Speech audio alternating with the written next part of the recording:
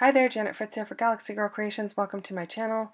Today I am documenting a 4-H enrollment picnic, and that is every fall where everyone gets together, signs up for the 4-H group or club that they're in, and then chooses what projects they want to join. And since it's 4-H, 4-H colors are green and white, so I'm using a ton of green, although I'm not using much white. I'm using cream instead of white today. So I decided to flip through a bunch of these green papers. I do have a stack of them that I keep just for like 4-H events. I do bust into that stack periodically for if I need something else in green, but I do have a stack of green that is kind of set aside because I do use so much of it for 4-H events. And a lot of that is not necessarily because the colors for 4-H are green and white, but it's because the kids are wearing a lot of green and white because those colors are green and white. So it matches a lot of stuff. And plus, a lot of these photos are outdoor, so it works well. So I am inking up all of my papers in black. And the reason I am using this clover paper is 4-H, their symbol is a clover leaf. So that is what their logo is. And so I thought this paper would work really well for that. And so I stuck it in with my stash of stuff that I typically will pull out for 4-H events. I'm trying to decide how much reveal I want around this text paper. I know I don't want it to go all the way to the edges of that large green paper. And same with the clover paper, I don't want it to go all the way to the edges. So I'm trimming everything down. I am inking it in black soot distress ink. My photos, I am going to trim those down a bit as well. And then I am going to back those in black also. And that just helps them pop off the page. And this is pretty much a very simple layout once it's all done.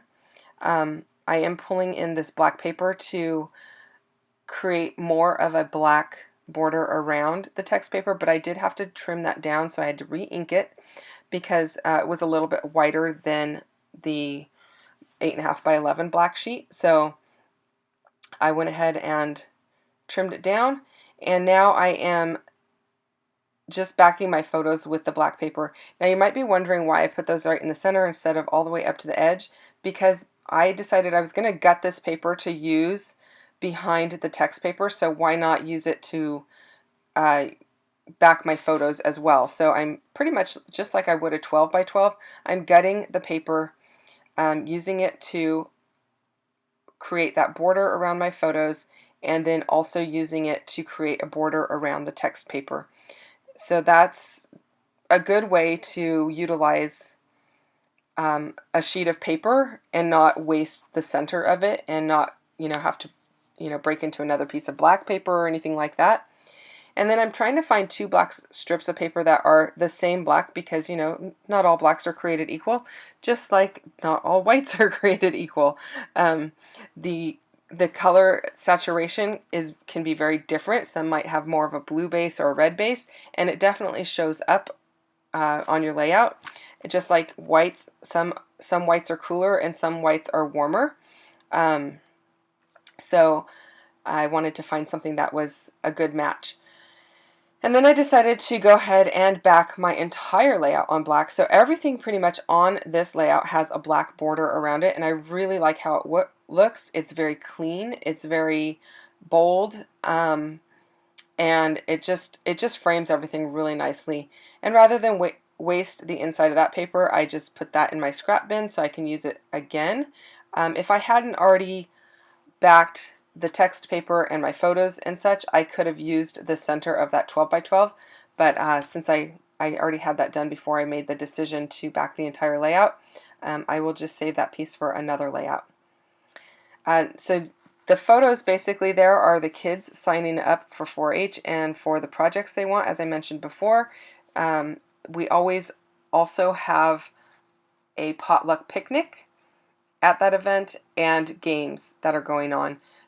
These photos are from I don't even know what year they're from right now because I did this layout quite a while ago, but they are more than 7 or 8 years old. So I don't, we don't have this enrollment picnic currently going on with COVID and all of that stuff. I don't even know what changes they've made to 4-H because of that, because my kids have outgrown 4-H. You can be in 4-H from the age of 5 to 19, and both of my kids are older than 19 at this point in time. So I couldn't even speculate on what changes they have made, but I'm sure they have made changes.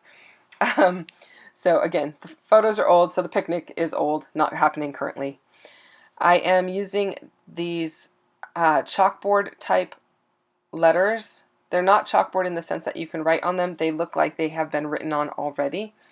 And I'm using those for my layout, and I ran out of E's, so I used a 3 for the second E, and that's, I mean, sometimes you just do what you got to do to get the letters on the page. It doesn't match the first E in the word enrollment, but it works out and it looks fine. You probably might not even notice it if I hadn't have mentioned it.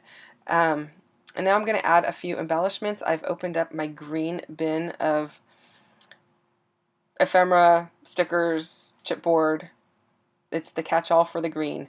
So I'm pulling out things that I think will work for this layout to add a little bit of embellishment here and there. What am I doing? I think I am, I have no idea why I pulled those up. It might have been to look at the date so that I could write the date down. I do that frequently. Any photos that I have printed at Shutterfly have the date on the back of them, and if I have forgotten to write it down, I will have to look at it.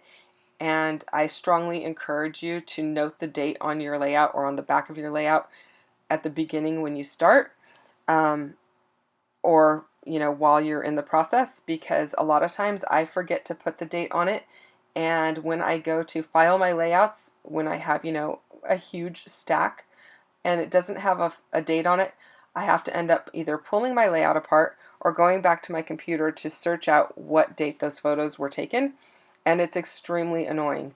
So take a note from me, put the date on your layout, especially if you file your layouts chronologically. So I decided that my embellishments needed a landing spot, and I went to my dies and I pulled out these oval frame type dies, and I ran them through my Sidekick, and they are in white. I don't mind mixing the white with the cream. I do that frequently as long as it's in multiple areas. So that cream is all the way around the photos, and now I'm going to create a visual triangle around the photos in white so it looks cohesive and it doesn't bother my eye at all, at least.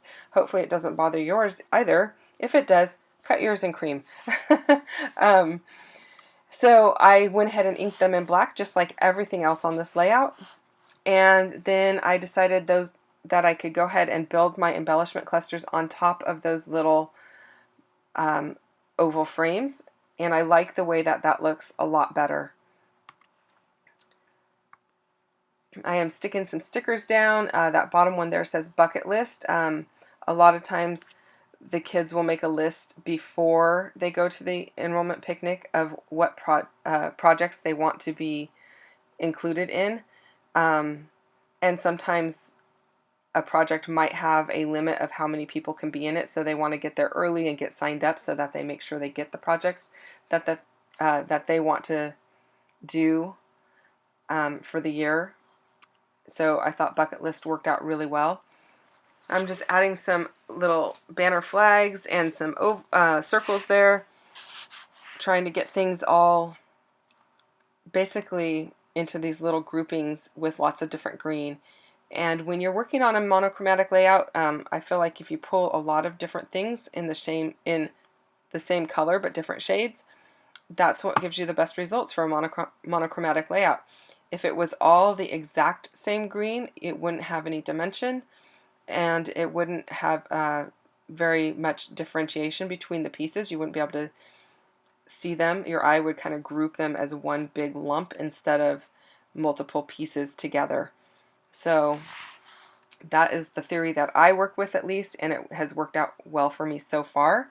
I do like monochromatic layouts, and I do them periodically. So yeah, it's very, I don't know, I like the way that they look. So I'm just adding in some banner pieces to a couple of the areas. Just going to finish up embellishing things and add, I think I'm going to add some of those little green hearts, and those are puffy stickers just from Recollections. You can find them at Michael's. I've had them in my stash for a long time. My assumption is they still have them at Michael's, but I could be wrong on that. Now I'm pulling out some green sequins, and I'm going to add those to my 3 embellishment areas. I don't typically scatter a huge group around. I usually use them in sets of like 3, just like you would an embellishment group around your photos. I tend to frame my photos with 3 sequins, or not my photos, my embellishment area with 3 sequins. So that's pretty much going to do it for this layout. The close-ups are coming up in just a few moments. Thank you so much for spending time with me today. I hope you've enjoyed the video. I will see you guys next time. Bye-bye.